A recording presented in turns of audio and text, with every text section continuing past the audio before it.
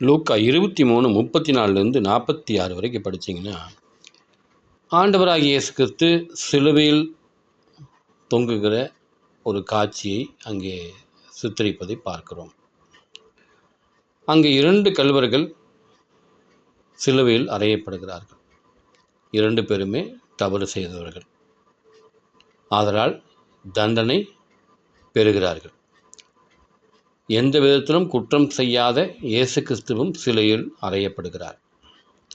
அப்போ ஒருத்தன் கடின இருதயம் உள்ளவன் என்று சொல்லி வேதம் நமக்கு சொல்லுகிறது.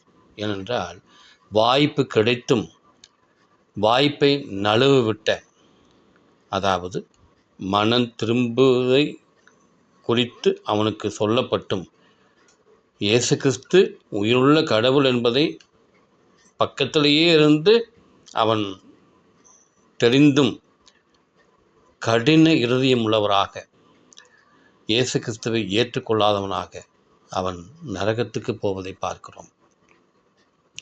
இன்னொருவனை பற்றி உங்களுக்கு தெரியும்.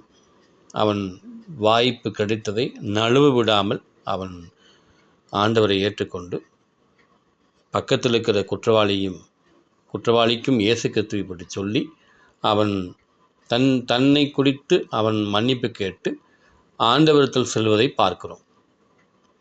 வாய்ப்பு கிடைத்தும் இன்னும் மனம் திரும்ப மறுப்பவர்கள் எத்தனையோ பேர். இயேசு கிறிஸ்து உயிருள்ள கடவுள் என்று தெரியும், வேதம் உண்மையானது என்று தெரியும். ஆனால் சர்ச்சுக்கு போவதும் வருவதும் பாட்டு பாடுவதும் இப்படித்தான் அநேகர் இருப்பதை பார்க்கிறோம். வாய்ப்பு கிடைக்கிறது, ஆனால் பயன்படுத்தவில்லை. இன்று அநேகர் பரலோகத்தில் இல்லை என்பதே இந்த செய்தியினுடைய அர்த்தமாக இருக்கிறது. நீங்கள் எங்கே செல்லுகிறீர்கள்? சிந்தியுங்கள், செயல்படுங்கள், நித்தியத்துக்கு ஆயத்தப்படுங்கள். வாய்ப்பு கிடைத்ததை நழுவ விடாதீர்கள். சப்ஸ்கிரைப் பண்ணுங்கள், ஷேர் பண்ணுங்கள். தேங்க்யூ.